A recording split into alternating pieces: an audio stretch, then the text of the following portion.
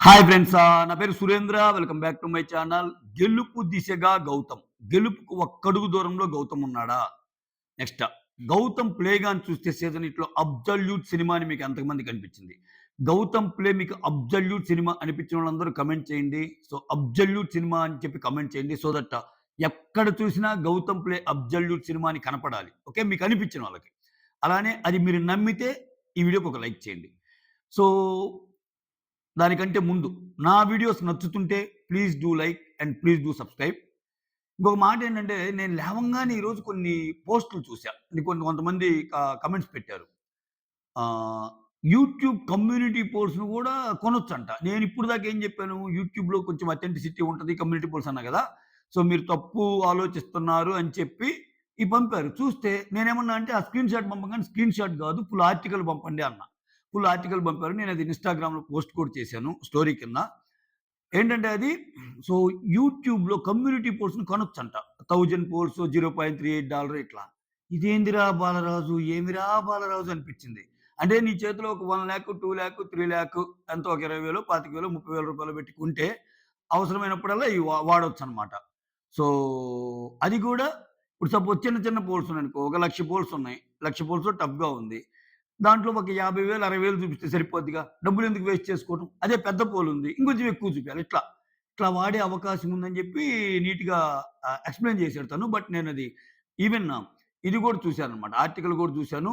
So, అది share కూడా చేశాను. అంటే రియల్ టైమ్ వ్యూస్ లాగానే 1000 వ్యూస్‌కి 1000 దీనికింత, 5,000 కింత, 10,000 కింత అన్నట్టు. నేను షేక్ అయిపోయా. అంటే ఇన్నాళ్ళు నేనేం జెప్పాను, లైక్ యూట్యూబ్ పోల్స్ మాత్రమే కొంచెం అథెంటిసిటీ ఉంటది. మిగిలినయి అంటే మనం నమ్మలేం అన్నట్టు అనుకున్నాం గదా! ఇంకా దాన్ని గూడా గనగలిగితే ఎలా స్వామి ఏమిరా బాలరాజు ఇది ఇంకా. సో, మీరు ఇదెందుకు చెప్తున్నా అంటే, ఈవెన్ అది గూడా మీరు నమ్మొద్దు. ఈవెన్ దాంట్లో కూడా కన్సిడర్ చేసుకున్నా, సో, అది నిఖిల్ జేయొచ్చు, గౌతమ్ జేయొచ్చు, ప్రేరణ జేయొచ్చు, ఎవరి పీఆర్ ఉన్నోళ్ళు వాళ్ళు ఎక్కువ మంది జేయొచ్చు. అయితే నేను చెప్పొచ్చేదేందంటే, మీరు వాటినేమీ నమ్మకుండా మీ ఓట్స్ మీరేసుకోండి. రియల్ టైమ్‌లో ఎలా ఉందో మీకు తెలీదు. నాకొస్తున్న సమాచారాన్ని బట్టి ఒక్క అడుగు దూరంలో గౌతమ్ ఉన్నాడు. ఏ మాత్రం తగ్గకుండా పడుతున్నాయంట నిఖిల్‌కి. సో, నిఖిల్, గౌతమ్ పోటాపోటీ ఎవ్వరి చేయైనా లేపొచ్చు. ఎవ్వరి చేయైనా లేపొచ్చు. మీరు రిలాక్స్ అయ్యి ఈరోజు ఓట్లయిపోతే ఖతం అంతే. So, if you are Nikhil fan నిఖిల్‌కేసుకోండి. గౌతమ్ ఫ్యాన్స్ అయితే గౌతమ్‌కేసుకోండి. అస్సలు నెగ్లెక్ట్ చేయొద్దు. గెలుపు దిశగా గౌతమ్ ఉన్నాడు. గెలుపుకి ఒక్కడుగు దూరంలో గౌతమ్ ఉన్నాడు. ఇవన్నీ మీరు నమ్మొద్దు. ఎందుకంటే చాలా పర్సెంటేజ్ తేడా ఉంది. చాలా ఇదుంది. అక్కడ నిఖిల్ ఒక 70% ఉంటే గౌతమ్‌కి ఒక 15 20 మిగిలినోళ్ళందరికి ఒక 5% పంచుకుంటున్నారు. ఇవన్నీ ట్రాష్. ఇవి నమ్మారంటే మీరు నిరుత్సాహపడతారు అయిపోద్ది. నేను చెప్తున్నా గదా! నాకందిన సమాచారం. ఇది ఓన్లీ నాకందిన సమాచారం. నాకున్న అప్‌డేట్స్ ప్రకారం చాలా టైట్ పోటీ నడుస్తుంది. నెక్స్ట్ సీజన్ 8లో గౌతమ్ ప్లే అబ్సల్యూట్ సినిమానా అని ఎందుకన్నానో ఈ వీడియో మొత్తం చూడండి. చివరిదాకా మీకు అర్థమైద్ది. రైట్. సో, గౌతమ్ గురించి ఇంటా బయట జరిగిన చర్చ ఏందంటే, గౌతమ్ పని అయిపోయింది. గౌతమ్ అసలు ఒకానొక దశలో గౌతమ్ సెకండ్ గూడా వస్తాడా రాడా అన్న ప్రచారం. అంటే గౌతమ్ ఏమో గౌతమ్‌ని ప్రేరణ దాటొచ్చు. గౌతమ్‌కి నబీల్ గూడా పోటీ ఇస్తున్నాడు. అట్లా బయట ప్రచారాలు. సో, ఆ స్టేజ్ నుంచి గేమ్ దగ్గర పడే కొద్దీ గౌతమ్ గూడా పోటీలో ఉన్నాడు. గౌతమ్ గూడా గెలవచ్చు. గౌతమ్ గూడా గెలవచ్చు. గౌతమ్ గూడా కప్పెత్తొచ్చు అన్న స్టేజ్‌కి ఆయన అనిపిచ్చాడు. అంటే కొత్తగా అయితే ఒకటి మాత్రం నిజమబ్బా! లోపల ఉన్నోళ్ళకి మాత్రం ఖచ్చితంగా భయాన్ని పరిచయం చేశాడు గౌతమ్. ఖచ్చితంగా భయాన్ని పరిచయం చేశాడు.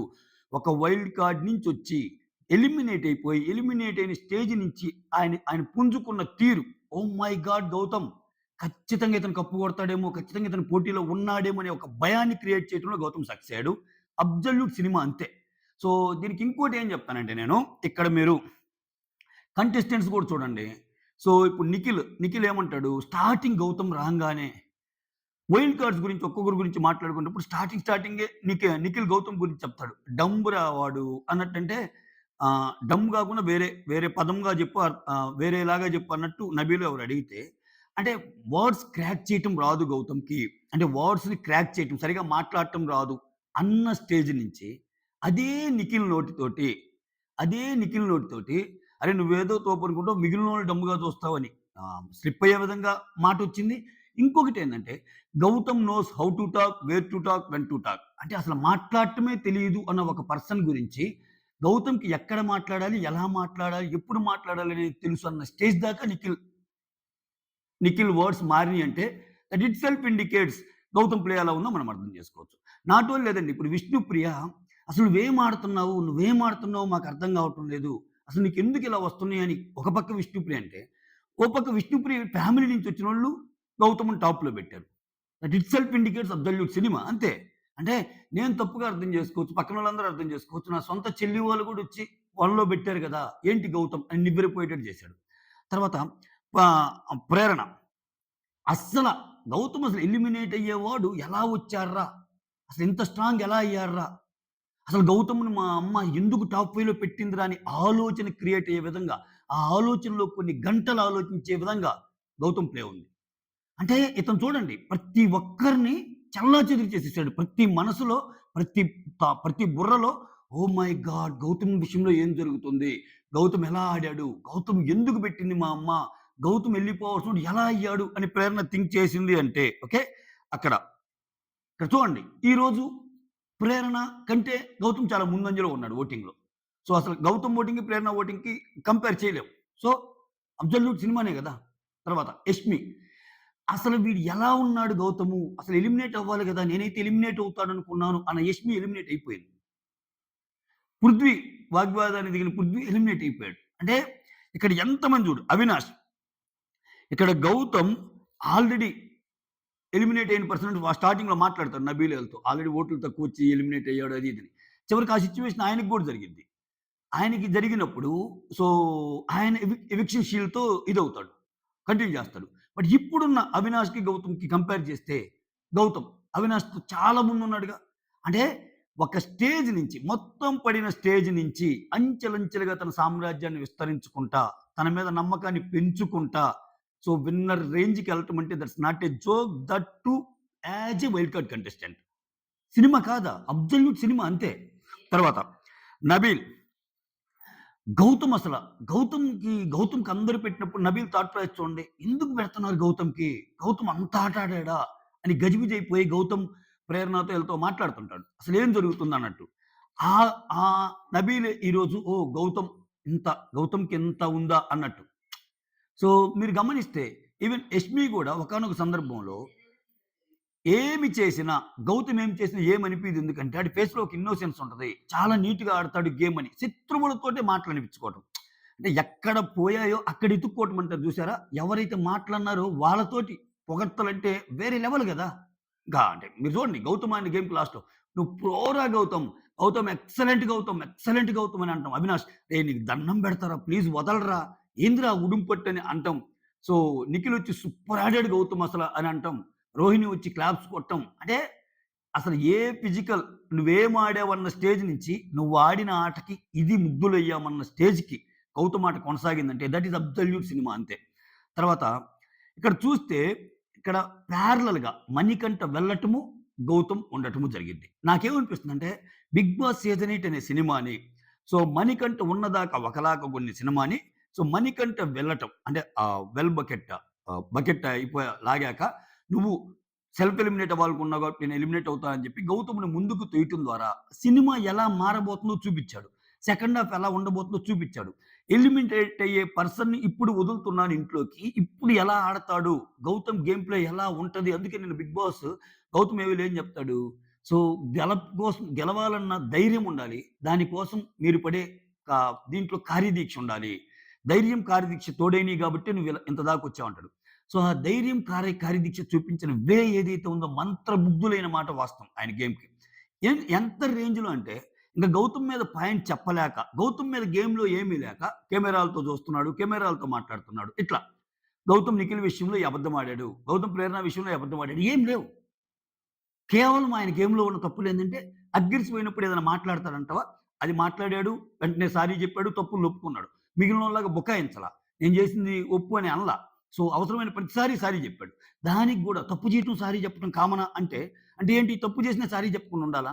ఆయన ఎన్ని సార్లు తప్పులు చేశాడు. మిగిలినోళ్ళు ఎన్ని సార్లు తప్పులు చేశాడు. ఆయన ఎలా అబద్దాలాడాడు. మిగిలినోళ్ళు ఎలా అబద్దాలాడాడు. అసలు గౌతమ్ ఒక్క అబద్ధం ఆడాడా? సో, గౌతమ్ జెన్యూనిటీ విషయంలో ఎంతమంది విషయంలో ఉన్నాడు. ఎంతమందికి నిస్వార్థంగా గేమ్ ఆడాడు. From the beginning. సో, రోహిణితో గొడవైనా గాని రోహిణి కోసం నిలబడతాడు. ప్రేరణతో గొడవైనా గాని ప్రేరణ కోసం నిలబడతాడు. ఈ ఇంట్లో మొత్తం మీద గౌతమ్ కోసం ఒక్కరు యెస్ నేనున్నాను. గౌతమ్ కోసం ఈ గేమ్ ఆడాను అన్న ఒక పర్సన్ చూపించండి. గౌతమ్‌కి నేను సపోర్ట్ సిస్టమ్‌గా ఉన్నానన్నోళ్ళు చూపించండి. లేరు. మీకు కనపడవు కూడా అటువంటి ఎగ్జాంపుల్స్. అటువంటి విపత్కర పరిస్థితిలో ఒక ఫినిక్స్ లాగా లేచి ఆడాడు చూసారా? That is Gautham. That is absolute cinema. అందుకే ఈరోజు ఇంతమంది కనెక్ట్ కాగలిగారు. కానీ ఇప్పుడు అదొక్కటే కాదండోయ్. మీరు గాని చూస్తే ఈరోజు టాప్ 5 మిగిలారు గదా! ఒక్కొక్కరి జర్నీలో ఒక్కొక్కరి ప్రాముఖ్యత ఉంటది. మీరు గాని చూస్తే గౌతమ్ అనే ఈ పర్సన్ ప్రతి వాళ్ళ జర్నీలో కనిపిస్తాడు. ప్రతి వాళ్ళ జర్నీలో. అంటే ఒక ఫుల్ లెంత్ మూవీలో ఒక హీరో క్యారెక్టరైజేషన్ ఎలా ఉంటదో, ఒక కంప్లీట్ ప్యాకేజ్‌ని మనం ఎప్పుడైతే అంటామో, దేన్నైతే అంటామో, ఆ కంప్లీట్ ప్యాకేజ్‌గా గౌతమ్ నిలిచాడు. విత్ ఎగ్జాంపుల్ చెప్తానండి. ఇప్పుడేంటి అవినాష్‌తో గొడవ ఉంటది చూడండి. అశ్వత్థామని నన్ను పిలవద్దు. అది అయిపోయిన చరిత్ర. నేను ఫీల్ అవుతాను అని పెద్ద గొడవ ఉంటది అశ్వత్థామ. అంటే అవినాష్‌కి ఆయనకి మధ్యలో ఒక డ్రామా నడిచింది.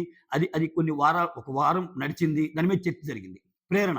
ప్రేరణ విషయంలో సీతాఫలం విషయంలో అయితేనేమి సో, ఆయన్ని ఎలా తొక్కింది కిచెన్ విషయాల్లో గాని, ఊరికూరికనే టార్గెట్ చేసిందనే విషయంలో గాని, అవన్నీ ప్రేరణకు సంబంధించిన ఆహ్, సీన్స్ ఉంటాయి 'గౌతమ్ ఏవిలో'. ఆ తర్వాత 'నబీల్' 'షేరా చేతానా' అని చెప్పి నబీల్‌తో పోటీ పడిన సీన్‌లుంటాయి. సో, నబీల్‌తో నామినేషన్ పాయింట్స్ ఉంటాయి. టన్నులు ఉంది నాకని. ఆ తర్వాత 'నిఖిల్‌తో గొడవ పడిన సందర్భాలుంటాయి. నిఖిల్‌తో ఫైట్ చేసినయి ఉంటాయి. ఏంట్రా అది ఇదని. సో, ఇక్కడ గాని మీరు చూసుకుంటే ఇప్పుడున్న టాప్ 5లో మిగిలిన టాప్ 4 కాదు. బయటింకా ఇంకా చాలా 'యష్మితో' ఉంటది. చాలా అందరితో ఉంటాయి ఆయనకి. 'పృథ్వీతో' గొడవ ఉంటది. వెళ్ళిపోయిన 'పృథ్వీతో.' అంటే హౌస్‌లో వైల్డ్ కార్డ్‌గా ఉన్న ప్రతి ఒక్కరితో ఐదర్ కనెక్షన్ ఉంది, ఆర్ గొడవ ఉంది. ఆ గొడవని జస్టిఫై అయ్యే విధంగా గౌతమ్ దగ్గర పాయింట్స్ ఉన్నాయి. అందులో ఇప్పుడు గాని చూసుకుంటే హౌస్‌లో ఉన్న ఇప్పుడు 'నబీల్' ఉన్నాడు. 'నబీల్' జర్నీలో పెద్దగా గౌతమ్ కనపడ్డు. అట్నే 'నిఖిల్' జర్నీలో కొంతమంది సరిగ్గా కనపడరు. 'అవినాష్' కనపడరు. ఓకేనా? ఎందుకంటే కొంచెం ఫ్రెండ్లీ బాండే ఉంది. బట్ వేరస్ 'గౌతమ్' జర్నీలో 'అవినాష్‌తో' గొడవుంది. 'అవినాష్‌తో' ప్రేముంది. 'నిఖిల్‌తో' గొడవుంది. 'నిఖిల్‌తో' లాస్ట్‌లో హగ్ చేసుకోవడం ఉంది. 'ప్రేరణతో' గొడవుంది. 'ప్రేరణతో' అర్థం చేసుకోవడం ఉంది. 'నబీల్‌తో' గొడవుంది. 'నబీల్‌కి' అర్థం చేసుకోవడం ఉంది. ఇట్లా అన్ని రకాలుగా ఉంది గాబట్టి ఒక కంప్లీట్ ప్యాకేజ్‌గా ఒక అబ్సల్యూట్ సినిమాగా 'గౌతమ్' మిగిలాడంటంలో ఎంతమంది ఫీల్ అవుతారో అంతమంది ఈ వీడియోని లైక్ చేయండి. టైం తక్కువుంది. లాస్ట్ డే మీకు 'గౌతమ్' ప్లే సూపర్ అనిపిస్తే 'గౌతమ్' కోటేసుకోండి. If you are 'Nikhil' fan 'Nikhil' కోటేసుకోండి. ఓకేనా? అది చెప్పేది. That's all. Thank you so much. Signing off. మీ సురేంద్ర.